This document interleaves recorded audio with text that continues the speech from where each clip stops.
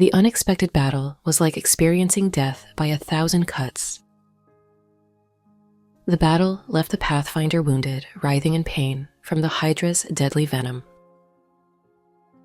The Pathfinder cried out to a fellow traveler who lovingly washed and nursed the Pathfinder's wounds.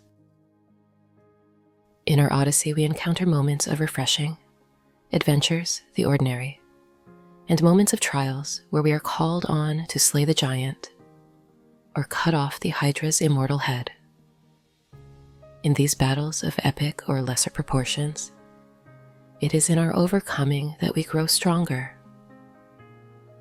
When we take the courage to face and defeat the giant, we are freed from the threat of fear and tyranny. There are times when we are mortally wounded, with none to come to our rescue, that we wonder about the fidelity of the all-seeing eye. It is in those moments that a song, a prose, a friendly face helps to lift our spirits and allow it to soar on higher ground. As nightfall, I hear an owl hooting as if to me. I strain my ears to listen. I hear the words, "Come to the river. All who are hurting, all who are broken, all who are thirsty, come and drink." I crawl in agony to the river. Laying still, I let the water wash over me. I drink from the river and I rest, and gather strength for the journey. Oh, to be divinely fed as I rest until my wounds are no more. As I rested, I dreamt a dream. I saw that I had been given new clothes for the job at hand. I awoke and wondered at the dream. Oh, to be divinely fed until my wounds are no more. My eyes surveyed the lonely terrain. Am I left unprotected out here, in this desolate place? I cried out, in a voice laden with agony, oh, to be divinely fed until my wounds are no more. The sounds of the wild answered back. I imagined I heard the sounds of the Hydra's companions. I comfort myself with the knowledge that the owl directed me here. I am safe. I listen to the sounds of the river until I begin to drift off, lulled by its hypnotic sounds. As I fall deeper into sleep, its melodies seem to morph into words. I fall deeper and deeper still. Oh, that I would be divinely fed until my wounds are no more. The Pathfinder's sleep was fitful, as if plagued by many perplexing dreams. Yet awake, they melted away in the ethers of the dreamer's mind. Still, the feeling of being in battle lingered between moments of wakefulness. As the final bout of sleep descended, the Pathfinder muttered in a dreamy sleep. Inebriated drawl. I am Pathfinder, the lion-hearted. I am Pathfinder, the fearless. The Pathfinder drifted off to sleep, comforted by the air of tranquility of the river. The brilliance of the day's light roused the sleeper out of dreamland. The vignettes remained. Pathfinder turned towards the forest and declared with as much strength as could be mustered, "This lion heart and body is the divine's."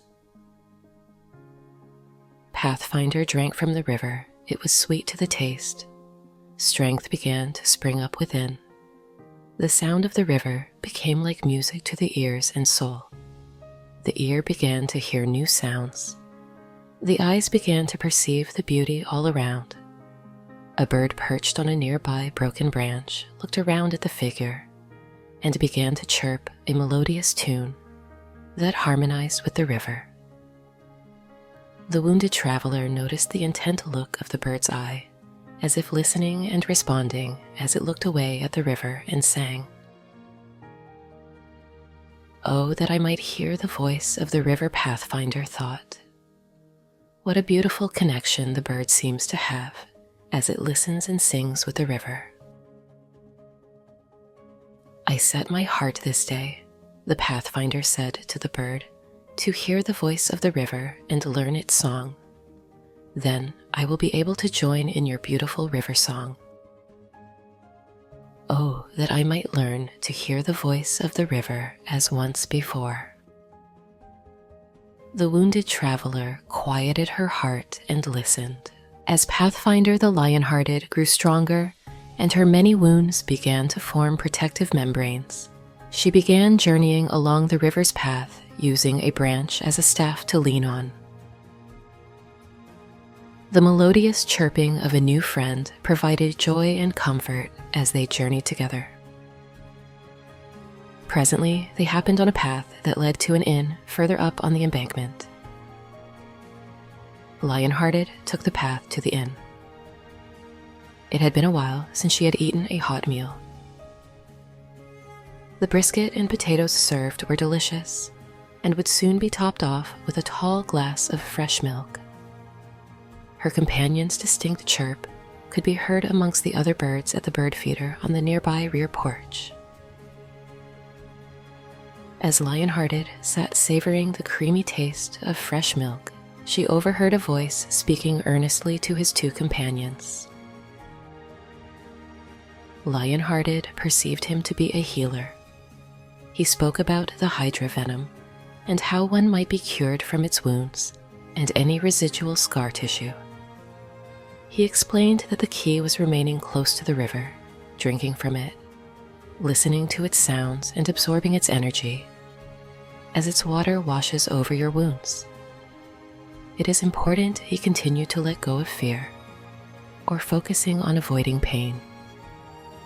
Instead, regain strength for the journey from the river. Do not ignore the wounds, but bathe them daily in the river, so that the pain that remains will be completely cured. Eat from the trees of forgiveness, mercy, grace, love, and reconciliation along its banks to promote healing from within. On the way, you will come across the Peacemaker's Workshop, visit with them a while, and learn their craft well. Thus and thus he instructed his listeners. Follow these instructions and no hydra's venom, no matter how severe, can have any lasting effects on you. I urge you, study the craft of the peacemakers. They do as much, if not more, to undo the havoc of hydras on unsuspecting travelers as I do, if not more. Lionhearted emptied her glass, paid the bill, and set out for the Peacemaker's Workshop. Lionhearted and Sage, so named by Lionhearted because of the bird's beautiful green color. Its ability to hear and sing with the river, and its human-like intelligence, took the path back to the river and followed it until nightfall. Lionhearted had hoped to come upon someone, a house or village along the river's path before nightfall to inquire about the Peacemaker's Workshop. Nevertheless, Lionhearted was content. They had found a spot to rest for the night, with an alcove of fruit-bearing trees. Upon closer inspection, the fruit resembled forgiveness. Lionhearted was overjoyed. Not only did its fruit look tasty, but it was one of the trees the healer spoke about. Lionhearted ate the fruit and was satisfied. Sage went off to explore, and had now begun its melodic evening song. Lionhearted lay down under the alcove of forgiveness and listened to the bird's song, taking in its sounds and notes deeply. It was refreshing to the soul. A feeling of warmth radiated through Lionhearted, filling her with a deep sense of well-being. Overcome with indescribable peace, Lionhearted announced with conviction, "I am Lionhearted, the healed who has the power to forgive. I am Lionhearted, the forgiver." Lionhearted lay down again to listen some more, to decipher the river's voice and words. But despite herself, drifted off to sleep. Lionhearted woke up the next morning feeling refreshed. She wondered whether they should continue to camp in the cozy alcove for a few more days, feeding on the fruit of forgiveness. With the day in full bloom, Lionhearted was able to take in more of what was around and beyond the alcove. As she explored, Lionhearted noticed another tree with an unusual blue fruit. It had a pleasant aroma, the smell of which caused Lionhearted's stomach to growl. Lionhearted reached out to pick the fruit, but hesitated. Sage, as if sensing Lionhearted's hesitation, flew over to the tree and began pecking on another of the beautiful fruit, and before long had eaten enough to reveal the beautiful lavender-colored flesh of the fruit within. Lionhearted's stomach growled once more. "Breakfast it is," said Lionhearted. The fruit was so delicious and juicy. Lionhearted ate the fruit, but put its unusually tiny blue seed away in her pouch. Perhaps Sage would like it later on the journey, thought Lionhearted. That was delicious, thought Lionhearted. I think I will have another. To Lionhearted's surprise, another fruit had grown in place of where the other had been, fully grown and tender to the touch as the other had been. Lionhearted ate the second fruit, while Sage finished off the other. Lionhearted sat beneath the tree, while Sage flitted from limb to limb, chirping with a happy, chattery chirp. She contemplated the seed's size and how large a tree had come from a seed only slightly bigger than a speck.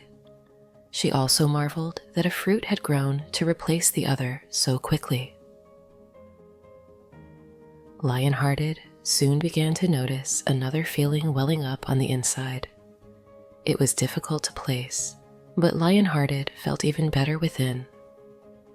She had never seen this fruit before and wondered what type of tree it could be. Perhaps the peacemakers will be able to tell me, she thought. Lionhearted rose to pick another fruit to see whether the peacemakers could tell her what it was. But, to Lionhearted's surprise, there was no new fruit in its place. Lionhearted thought perhaps the tree only bears twice. Sage pecked the fruit she was eating off the tree, onto the ground, and finished it there. So Lionhearted went to see if another fruit had grown in its place, but none had. Lionhearted, intrigued by this, said, "Sage, what do you make of this? What do you think is the mystery of the tree?" Sage tilted its head almost knowingly, then began singing a melodious song.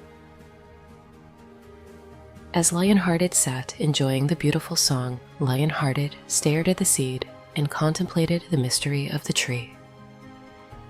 The brilliance of the evening sun gave way to starry skies. Lionhearted headed towards the river, with Sage following happily along, chirping and flitting from tree to tree, pausing to wait for Lionhearted to catch up when it got too far ahead. When they got to the river, Lionhearted took off her outer clothes and waded out to where the water was waist deep. Lionhearted hummed as she enjoyed the cool water and the opportunity to feel freshened up. She dried herself with the cloth from her satchel before getting a drink further upriver. The water had a clean, refreshing taste. A feeling of rest and refreshing filled her as she sat on a nearby rock and listened to the song of the river. Sage sang along as usual. Lionhearted prayed that the day would soon come when she would understand the song of the river. She began singing the song she felt bubbling within. "Come to the river, all who are thirsty, come and drink. Come to the water, all who are thirsty, come and drink. Come to the river, all who are thirsty, taste and see. All who are weary, all who are hungry, come receive. Come to the river, come to the river, taste and see." She sang with everything that was within her. After a while, her song subsided, and a deep peace came over her.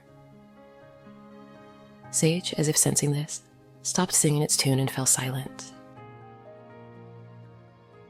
Lionhearted felt so overcome, she said aloud, "O great river, I tasted and discovered you are good. You are good to me." She basked in the stillness of the night and the sounds of the river as she watched the beauty of the reflection of the moon and nearby stars dancing together on the ripples of the river. Presently, she gathered her things and returned to the alcove to rest for the night. She felt a new, wonderful feeling welling up inside she could not fully describe. She changed out of her wet clothes and hung them up to dry, along with her drying cloth, and went to sleep, feeling peaceful and satisfied. As she drifted off, she thought of her exploration that day and the tree that stopped growing fruit. She had accidentally broken a branch, which she had tried to mend. She would check on it to see if she could do anything more for it.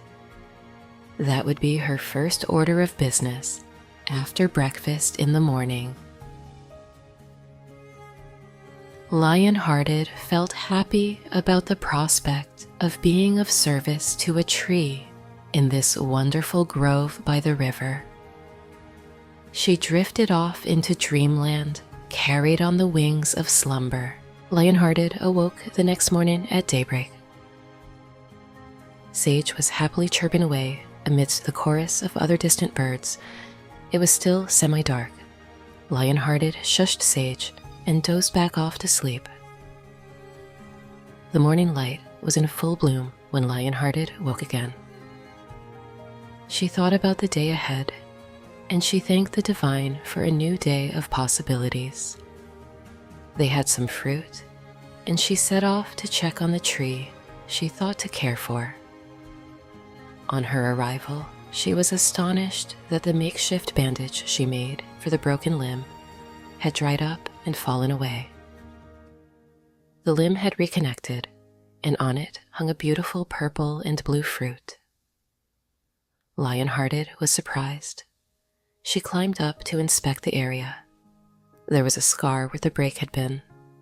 She ran her fingers over where the break had been and marveled at the divine.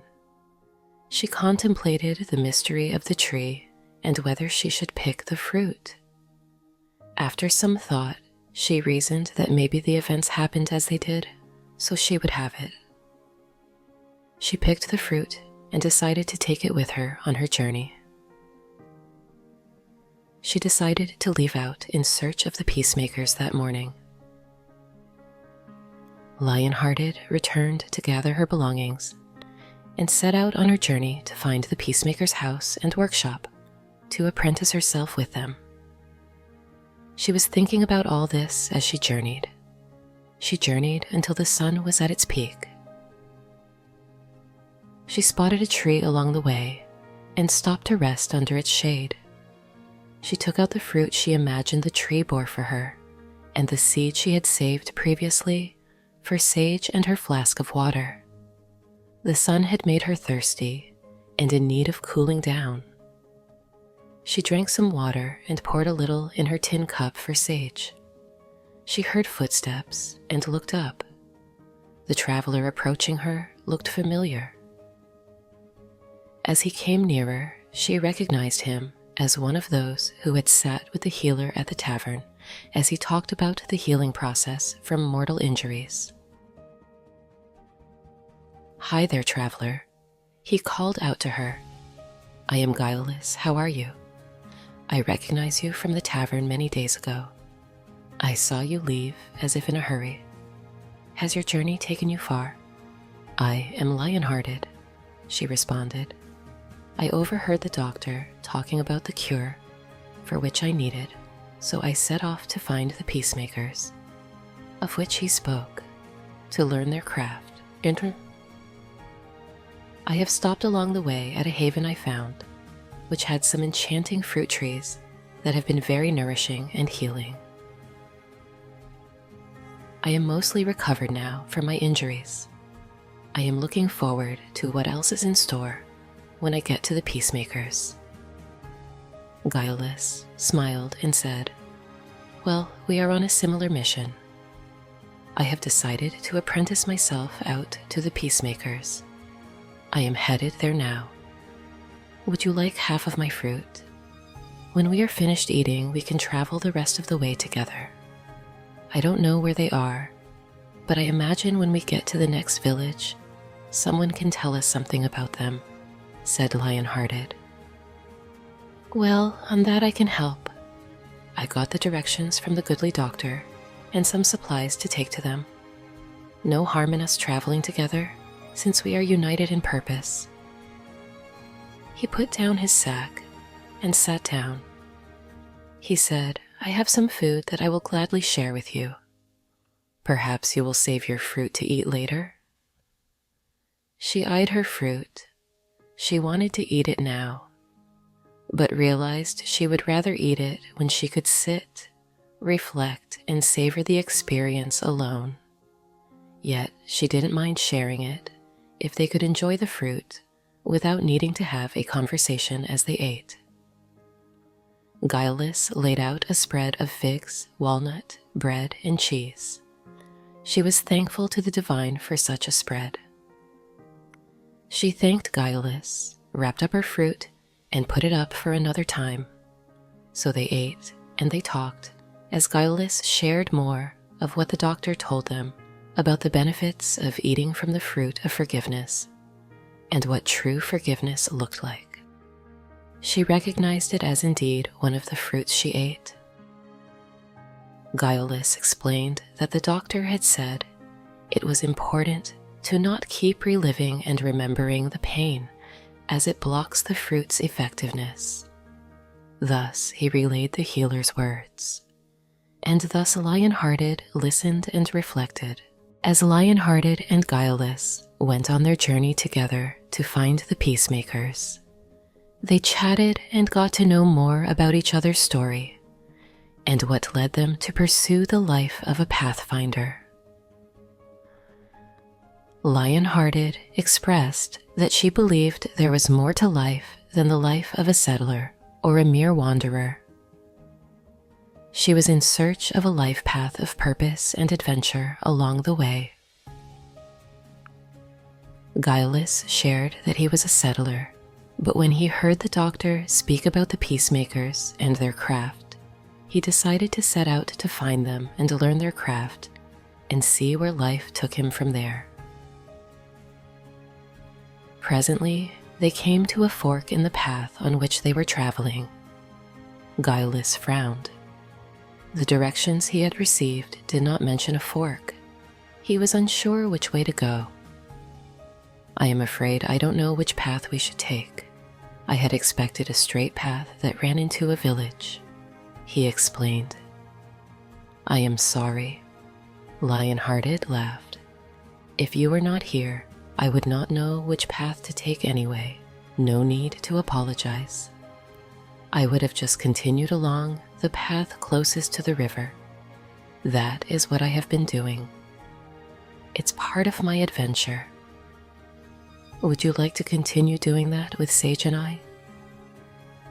Guileless eyed the path on the left. He thought that path looked more promising to eventually lead inward and into a village.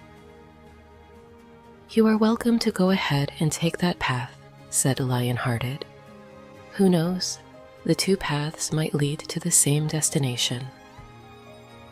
Guileless was in a quandary. He wanted to continue with Lionhearted, but he didn't agree with her choice, especially not one so haphazardly decided. He realized he not only wanted to take that path, but he hoped she would take the path as well, so they could continue journeying together.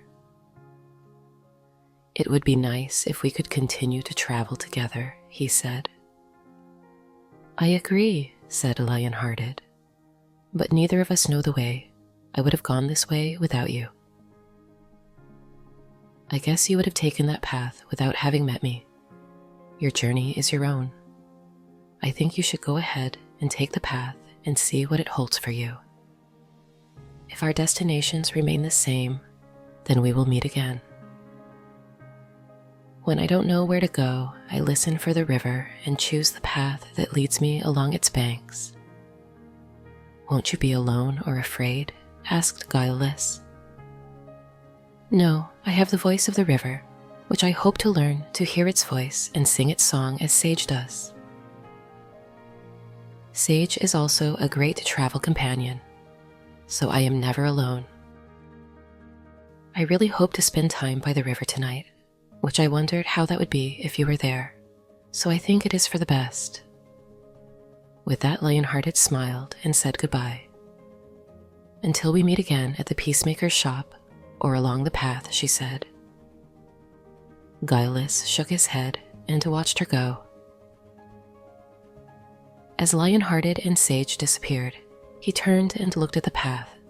Doubt filled his mind. If only he could be sure. He really did not want to make the wrong choice. He could turn and follow Lionhearted. He would at least have a travel companion. He shook his head. No, that would not do, he thought, as he looked down the path along which she had disappeared. She would know he was just following her, and she seemed to prefer to be alone. He sighed resignedly and walked down the opposite path. As Lionhearted walked along the path, she found herself singing. Her heart was filled with joy. She even found herself smiling. Sage's heart seemed merry as usual, flitting from tree to tree, chirping its merry tune. She had no idea what the correct path was, but she trusted that wherever she ended up, that this was the path that was meant for her. She had a sneaky suspicion that she might not actually be headed towards the river as she hoped, but she trusted the divine to protect and guide her. It has been the highlight of the journey so far to live the adventures and new experiences along the way. The bitter experiences had taught her to appreciate the small things and circumstances she ordinarily would not have noticed enough to truly appreciate. She was thankful for Sage. She was thankful for making a new friend in Guileless, who she felt certain she would meet again as they were in search of the same goal. She was also thankful for the discovery of the unique fruit trees she had sampled. Her desires were deeply stirred by the song of the river. She felt whole. She felt free. She smiled. Yes, I am free. She picked up her pace, eager to discover what was next on her adventure. Dear listener, like Lionhearted, I discovered that the plot of one's life story is often advanced by the challenges of life. Some challenges sweep in, like boisterous waves of a stormy sea.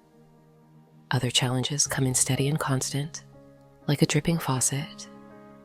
Regardless of the size, timing, or intensity of the challenge, they, like the forest fire, are opportunities for rest, growth, and renewal. Question for you. How do you choose which path to take or door to walk through when making life decisions that could impact your future?